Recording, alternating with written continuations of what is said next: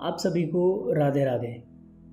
आप सभी का बहुत बहुत स्वागत है हमारे इस YouTube चैनल पे जिसका नाम है कृष्ण लोक। और आज की इस वीडियो में हम लोग बात करेंगे श्री कृष्ण और मीरा के अद्भुत प्रेम की कथा की। तो चलिए शुरू करते हैं इस वीडियो को बिना किसी देरी के। यूं तो कृष्ण भगवान की कई गोपियां हुआ करती थी, लेकिन कृष्ण के प्रति मीरा के प्रेम के कुछ अलग ही मायने थे। मीराबाई भक्ति और प्रेम की एक ऐसी मिसाल मानी जाती हैं जिन्होंने अपना पूरा जीवन श्री कृष्ण को समर्पित कर दिया। आइए जानते हैं कि कैसी थी मीरा और कृष्ण की यह अनोखी प्रेम कथा। मीराबाई का जन्म सन 1498 में राजस्थान के एक राजपूत घराने में हुआ था। उनके पिता का नाम रतन सिंह और माता का नाम वीर कुमारी था। मीरा कृष्ण की बहुत बड़ी भक्त थीं। जब वह 4 वर्ष की थीं, तब उन्होंने अपने घर के पास हो रहे एक विवाह को देखकर बेहद मासूमियत से अपनी माँ से पूछा, माँ मेरा दूल्हा कौन होगा? मीरा के इस सवाल पर उनकी माँ ने मुस्कुराते हुए श्री कृष्ण की मूर्ति की तरफ इशारा करते हुए कहा था कि बेटी, श्री कृष्ण तुम्हारे वर होंगे। जिसके बाद से ही मीरा श्री कृष्ण को अपना स्वामी मानकर उनके प्रेम में विलीन हो गई। कुछ समय बाद ही मीरा की माँ का निधन हो गया था। जब मीरा बड़ी हुई तो उनके मन में ये विश्वास था कि श्री कृष्ण उनसे शादी करने अवश्य आएंगे। मीरा बेहद खूबसूरत और स्वभाव की कोमल थी। वे बहुत सुरीली आवाज़ में भजन गाया करती थी। लेकिन मीरा की शादी मेवाड़ के महाराणा सांगा के पुत्र राणा सांगा से हुई। मीरा ये शादी नहीं करना चाहती थी, लेकिन परिवार के जोर देने पर उन्हें ये शादी करनी पड़ी। माना जाता है कि शादी के बाद भी मीरा का प्रेम कृष्ण के लिए कम नहीं हुआ। वह विदाई के समय कृष्ण की वही मूर्ति अपने साथ लेकर गईं जिसे उनकी मां ने उनका दूल्हा बताया था। शादी के बाद मीरा ससुराल के कामकाज पूरे करने के बाद रोज़ाना कृष्ण के मंदिर में जाया करती थी। वहाँ जाकर वह श्री कृष्ण की मूर्ति की पूजा करती, उनके लिए मधुर आवाज़ में भजन गाती और नृत्य भी करती थीं। मीरा का कृष्ण के लिए प्रेम उनके ससुराल वालों को बिल्कुल पसंद नहीं था। उनकी सास ने उन्हें दुर्गा माँ की आराधना करने पर जोर दिया, क्योंकि उनके ससुराल वाले दुर्गा देवी में बेहद विश्वास रखते थे।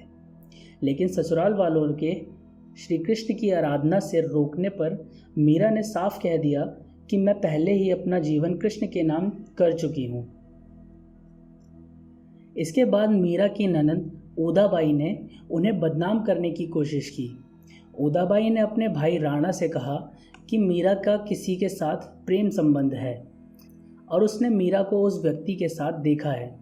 ये सुनकर राणा बेहद क्रोधित हुए और आधी रात बहन उदाबाई के साथ मंदिर जा पहुँचे। मंदिर पहुंचकर उन्होंने मीरा को कृष्ण की मूर्ति के साथ अकेले में बातें करते हुए देखा। यह देखने के बाद वह गुस्से से चिल्लाए कि मीरा, अपने जिस प्रेमी से तुम बातें कर रही हो उसे मेरे सामने लेकर आओ। इसके जवाब में मीरा कृष्ण की मूर्ति की ओर इशारा कर कहती हैं कि ये मेरे स्वामी हैं, इनसे मेरा विवाह हो गया है।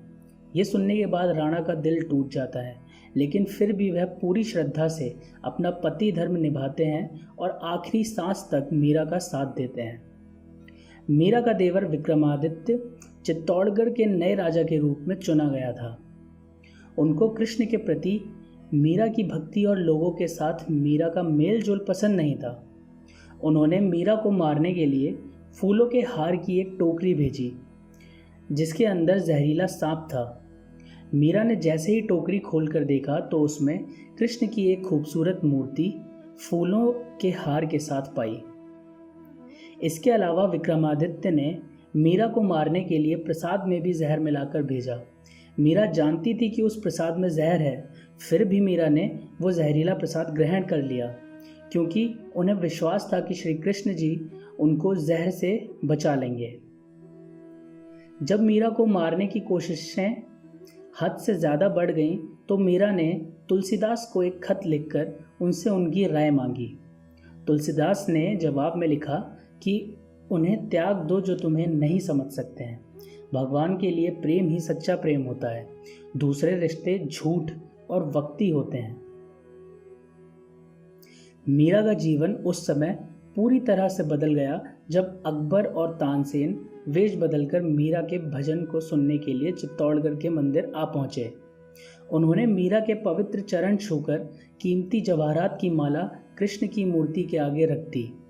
जैसे ही राणा को सूचना मिली वह बेहद क्रोधित हो गए, जिसके बाद उन्होंने गुस्से में मीरा को कहा कि जाकर डूब मरो और जीवन में कभी भी अपना चेहरा मत दिखाना। तुम्हारी वजह से मेरी और मेरे परिवार की बहुत बदनामी हो चुकी है। तुमने हमें लांछित किया है।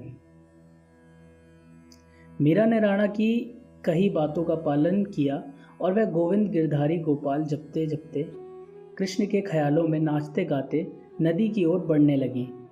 जैसे ही मीरा ने नदी में कूदने की कोशिश की, पीछे से किसी ने उनके हाथों को थाम लिया और वह गिरने से बच गई। मीरा ने मुड़कर देखा तो उनके प्रेमी कृष्ण को पाया। कृष्ण को अपने पास देखकर मीरा को विश्वास नहीं हुआ और वह कृष्ण की गोद में बेहोश होकर गिर पड़ी। यह देखकर कृष्ण मुस्कुराए और मीरा के कान में बोले, मेरी प्यारी मीरा, तुम्हारा जीवन नश्वर रिश्तेदारों के साथ समाप्त हो चुका है। अब तुम आज़ाद हो, खुश रहो। तुम मेरी हो और हमेशा मेरी ही रहोगी। इसके बाद मीरा वृंदावन चली गई। मीरा के वृंदावन चले जाने पर राणा वृंदावन आकर मीरा से माफ़ी मांगते हैं और अपने साथ चलने को कहते हैं, लेकिन मीरा साथ चलने से इनकार कर देती हैं और कहती हैं कि मेरा जीवन कृष्ण से जुड़ा है। यह सुनने के बाद पहली बार राणा कृष्ण के प्रति मीरा के प्रेम की भावना को समझते हैं और वृंदावन से लौट जाते हैं। लेकिन कुछ समय बाद मीरा भी मेवाड़ लौट जाती हैं और अपने पति राणा से विनती करती हैं कि वह उन्हें कृष्ण के मंदिर में रहने की अनुमति दें। माना जाता है कि जन्माष्टमी के पर्व पर द्वारका में कृष्ण के मंदिर में मीरा कृष्ण से कहती हैं कि ओ गिरधारी, क्या आप मुझे बुला रहे हैं? मैं आ रही हूँ। मीरा को ये कहते सुन राणा और वहाँ मौजूद सभी लोग हैरान रह जाते हैं। माना जाता है कि कृष्ण को पुकारते ही मीरा में एक तरह का प्रकाश उत्पन्न हुआ और मंदिर के कपाट खुद से ही बंद हो गए। जब कपाट खुलते हैं तो मीरा की साड़ी कृष्ण भगवान की मूर्ति पर लिपटी होती है, लेकिन मंदिर में मीरा नहीं होती। सिर्फ मीरा और उनकी बांसुरी की आवाज़ सुनाई देती है। माना जाता है कि मीरा श्री कृष्ण की मूर्ति में ही समा गई थी। तो ये थी श्री कृष्ण और मीरा की अनोखी प्रेम कथा। हम उम्मीद करते हैं कि आपको हमारी ये वीडियो पसंद आई होगी। अगर आपको ये वीडियो पसंद आई है तो हमारे चैनल को सब्सक्राइब करें, इस वीडियो को लाइक करें और अपने दोस्तों के साथ में शेयर करें। राधे राधे।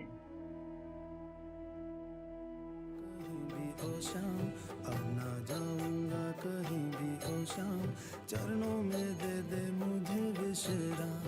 राधे राधे राधे राधे राधे नाम